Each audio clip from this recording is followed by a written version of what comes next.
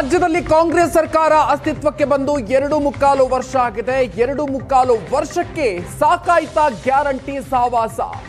ಪಂಚ ಗ್ಯಾರಂಟಿ ಯೋಜನೆಗಳು ರಾಜ್ಯ ಸರ್ಕಾರಕ್ಕೆ ಹೊರೆ ಆಗ್ತಾ ಇದೆಯಾ? ಈ ಪ್ರಶ್ನೆ ಮೂಡೋದಕ್ಕೆ ಕಾರಣ ಸ್ವತಃ ಡಿಸಿಎಂ ಡಿಕೆ ಶಿವಕುಮಾರ್ ಆಡಿರುವಂತಹ ಮಾತುಗಳು.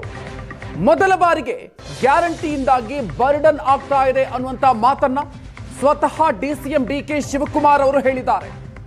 ಗ್ಯಾರಂಟಿ ಯೋಜನೆಗಳಿಂದ ರಾಜ್ಯ ಸರ್ಕಾರಕ್ಕೆ ಬರ್ಡನ್ ಆಗ್ತಾ ಇದೆ. ಯಾಕೆ ಗ್ಯಾರಂಟಿ ಕೊಡ್ತಿದೆ ಅಂದ್ರೆ ನಿಮಗೆ ಧೈರ್ಯ ತುಂಬಬೇಕು, ನಿಮಗೆ ಧೈರ್ಯ ತುಂಬೋದಕ್ಕೆ ನಾವು ಗ್ಯಾರಂಟಿಯನ್ನ ಕೊಡ್ತಾ ಇದ್ದೀವಿ ಅನ್ನುವಂತಹ ಮಾತನ್ನ ಡಿಸಿಎಂ ಡಿಕೆ ಶಿವಕುಮಾರ್ ಅವರು ಹೇಳಿದ್ದಾರೆ. ಮತ್ತೊಂದು ಕಡೆ ಏನೇ ಆಗ್ಲಿ ಗ್ಯಾರಂಟಿ ಯೋಜನೆಯನ್ನ ನಿಲ್ಲಿಸೋದಿಲ್ಲ ಅನ್ನುವಂಥ ಮಾತನ್ನ ಸಿದ್ದರಾಮಯ್ಯನವರು ಹೇಳಿದ್ರು. ಇದಕ್ಕೆ ವಿಪಕ್ಷಗಳಿಂದಲೂ ಕೂಡ ಪ್ರತಿಕ್ರಿಯೆಗಳು ಬಂದಿದೆ. ಗ್ಯಾರಂಟಿ ನಿಲ್ಲಿಸಿದ್ರೆ ಜನ ಬಳಿಗೆ ತಗೊಂಡು ಬರ್ತಾರೆ ಅಂತ ವಿಜಯೇಂದ್ರ ಹೇಳಿದ್ದಾರೆ. ಇರೋ ಗ್ಯಾರಂಟಿಗಳನ್ನು ಕೂಡ ಸರಿಯಾಗಿ ಕೊಡ್ತಿಲ್ಲ ಅಂತ ವಿಧಾನ ಪರಿಷತ್ ವಿಪಕ್ಷ ನಾಯಕ ಚಲವಾದಿ ನಾರಾಯಣಸ್ವಾಮಿ ಅವರು ಕೂಡ ಹೇಳಿದ್ದಾರೆ. ಡಿಸಿಎಂ ಡಿಕೆ ಶಿವಕುಮಾರ್ ಅವರು ಆಡಿರುವಂತಹ ಮಾತು, ಗ್ಯಾರಂಟಿಗಳಿಂದ ಸರ್ಕಾರಕ್ಕೆ ಬರ್ಡನ್ ಆಗ್ತಾ ಇದೆ ಅನ್ನುವಂಥ ಮಾತನ್ನ ಹೇಳಿರೋದು. ಹೀಗಾಗಿ 2.25 ವರ್ಷಕ್ಕೇನೆ ಗ್ಯಾರಂಟಿ ಯೋಜನೆಗಳು ರಾಜ್ಯ ಸರ್ಕಾರಕ್ಕೆ ಹೊರೆ ಆಗ್ತಾ ಇದೆಯಾ ಅನ್ನುವಂಥ ಅನುಮಾನಗಳು ವ್ಯಕ್ತ ಆಗ್ತಾ ಇದೆ.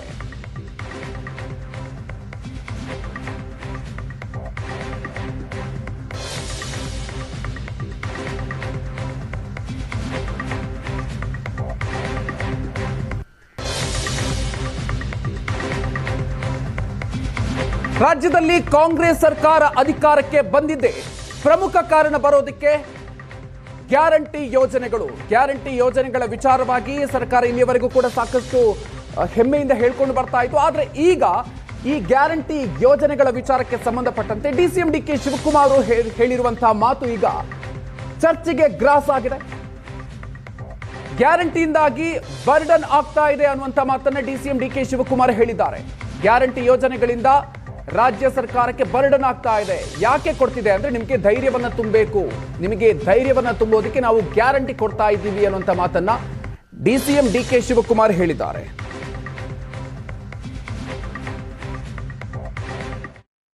ಇವತ್ತು 5 ಗ್ಯಾರಂಟಿ ಕೊಟ್ಟಿದ್ದೀವಿ, ಸರ್ಕಾರಕ್ಕೆ ಬರ್ಡನ್ ಆಗ್ತಾ ಇರ್ಬೋದು.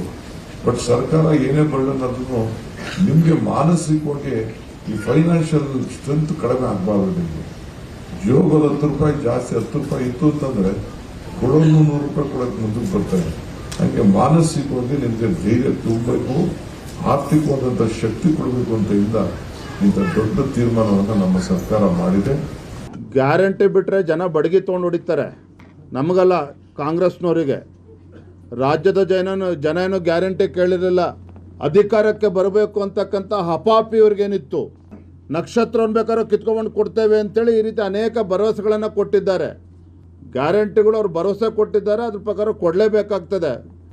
ಆದರೆ ಗ್ಯಾರಂಟಿಗಳು ಕೂಡ ಸರಿಯಾಗಿ ಪೂರೈಸ್ತಾ ಇಲ್ಲ, ಜನರಿಗೆ ತಲುಪ್ತಾ ಇಲ್ಲ. ಮತ್ತೊಂದು ಕಡೆ ರಾಜ್ಯದಲ್ಲಿ ಅರಾಜಕತೆ ಸೃಷ್ಟಿ ಆಗ್ತಾ ಇದೆ. ಬರ್ಡನ್ ಅಂತಂದರೆ ವರ್ಷಕ್ಕೆ 52,000 ಕೋಟಿಗಿಂತ ಜಾಸ್ತಿ ಆಗ್ತದೆ. ಅದು ಬರ್ಡನ್ ಅಂತ ಹೇಳಿರಬೇಕು. ಆಗಿನ ದಿನದಲ್ಲಿ ನಾವು ಡೆವಲಪ್ಮೆಂಟ್ ವರ್ಕ್ಸು ಮುಂದುವರಿಸ್ತಾ ಇದ್ದೀವಿ. ಮತ್ತು ಗ್ಯಾರಂಟಿ ಯೋಜನೆಗಳು 1,20,000 ಕೋಟಿ ಈಗಾಗಲೇ ಕೊಟ್ಟಿದ್ದೀವಿ. ಗ್ಯಾರಂಟಿ ಯೋಜನೆ 10 kg ಅಕ್ಕಿ ಬೇಕೋ ಬೇಡೋ ಅಂತಿದ್ರಲ್ಲ, ಈಗ ಮೋದಿ ಅವ್ರದ್ದು 5 kg ಉಳಿದಿರೋದು ನಿಮ್ಮದಲ್ಲಿ ಈಗ ಬರ್ಡನ್ ಅಂತ ಹೇಳಿ ನೀವು. ಆಮೇಲೆ ವಿದ್ಯುತ್ 200 ಯೂನಿಟ್ ಫ್ರೀ ಅಂದರೆ ಆಮೇಲೆ ಏನೆಲ್ಲ ಆಟ ಪಾಠ ಮಾಟ ಎಲ್ಲ ಮಾಡಿದ್ರಿ. ಅದರಲ್ಲಿ ಈಗ 500, 400, 600 ಬರ್ತಿದ್ದದ್ದು ಬಿಲ್ಲೆಲ್ಲ 2,500 ಬರೋಕ್ಕೆ ಶುರುವಾಗಿದೆ. 2,500-3,000 ಬರ್ತಾ ಇದೆ. ಹೊಸ ಮೀಟ್ರ್ಗಳು ಬೇರೆ ಹಾಕಿ ಅದ್ರ ಮೇಲೆ ಹಾಕಿದ್ರಿ. ನಿಮ್ಗೆ ಎಲ್ಲಿ ಲಾಸ್ ಆಗಿದೆ ಅಂತ ನಾನು ಕೇಳೋದು. ಆಮೇಲೆ 2,000 ರೂಪಾಯಿ ಕೊಡೋದು ಗೃಹಲಕ್ಷ್ಮಿ. ಪಾಪ ಆ ಲಕ್ಷ್ಮಿಯವ್ರು ಕಾದು ಸಾಕಾಗೋಗಿದೆ.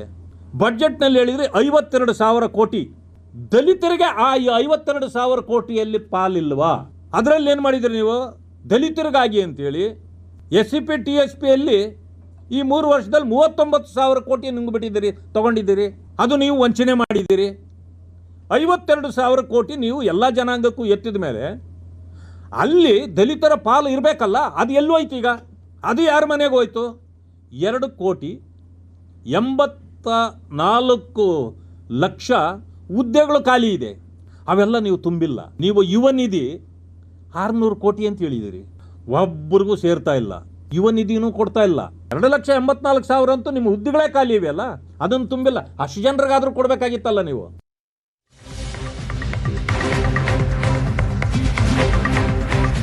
ಹಾಗಾದ್ರೆ ರಾಜ್ಯದಲ್ಲೂ ಕೂಡ ಗ್ಯಾರಂಟಿ ಗಿವ್ ಇಟ್ ಅಪ್ ಅಭಿಯಾನ ಹಾಗಾದ್ರೆ ಆರಂಭ ಆಗತ್ತಾ? ಸ್ಥಿತಿವಂತರೇ ಗ್ಯಾರಂಟಿಯನ್ನ ತ್ಯಜಿಸಿ ಅಂತ ಮನವಿಯನ್ನ ಮಾಡ್ಕೊಳ್ತಾರ. ಗ್ಯಾರಂಟಿ ಭಾರ ಇಳಿಸೋದಕ್ಕೆ ಮೋದಿ ಹಾದಿಯಲ್ಲೇ ಸಿದ್ದರಾಮಯ್ಯ ಸಾಕ್ತಾರ ಅನ್ನುವಂಥ ಚರ್ಚೆಗಳು ಕೂಡ ಶುರುವಾಗಿದೆ. ಈ ಹಿಂದೆ LPG ಗ್ಯಾಸ್ಗೆ ಸಿಗ್ತಾ ಇದ್ದಂತ ಸಬ್ಸಿಡಿಯನ್ನ ಸಿರಿವಂತರು ಬಿಟ್ಟುಕೊಡೋದಕ್ಕೆ ಪ್ರಧಾನಿ ಮೋದಿ ಅವರು ಕರೆಯನ್ನು ಕೊಟ್ಟಿದ್ರು, ಗಿವ್ ಇಟ್ ಅಪ್. ಸೊ ಈ ಒಂದು ಸೂತ್ರದ ಹಿನ್ನೆಲೆಯಲ್ಲಿ ಅದೇ ರೀತಿಯಾಗಿ ಗಿವ್ ಇಟ್ ಅಪ್ ಸೂತ್ರದ ಪ್ರಕಟ ಮಾಡ್ತಾರಾ ಸಿದ್ದರಾಮಯ್ಯ ಅನ್ನುವಂಥ ಪ್ರಶ್ನೆ. ಸರ್ಕಾರಿ ನೌಕರರು ಶ್ರೀಮಂತರು ತ್ಯಾಗಶೀಲರಾಗೋದಕ್ಕೆ ಸಿಎಂ ಕರೆ ನೀಡ್ತಾರಾ? ಹಾಗಾದ್ರೆ ಮಾರ್ಚ್ 6ರ ಬಜೆಟ್ನಲ್ಲಿ ಗಿವ್ ಇಟ್ ಅಪ್ ಸೂತ್ರ ಪ್ರಕಟ ಆಗತ್ತಾ ಅನ್ನುವಂತಹ ಕುತೂಹಲ ಇದೆ. ಗ್ಯಾಸ್ ಸಬ್ಸಿಡಿಯಂತೆ ಗ್ಯಾರಂಟಿಗಳನ್ನು ತರೆಯೋದಕ್ಕೆ ಮನವಿ ಮಾಡುವ ಸಾಧ್ಯತೆ ಇದೆ.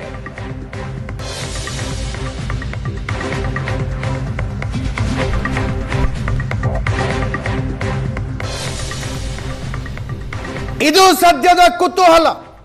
ಮಾರ್ಚ್ 6ನೇ ತಾರೀಕು ಬಜೆಟ್ ಮಂಡಿಸುವಾಗ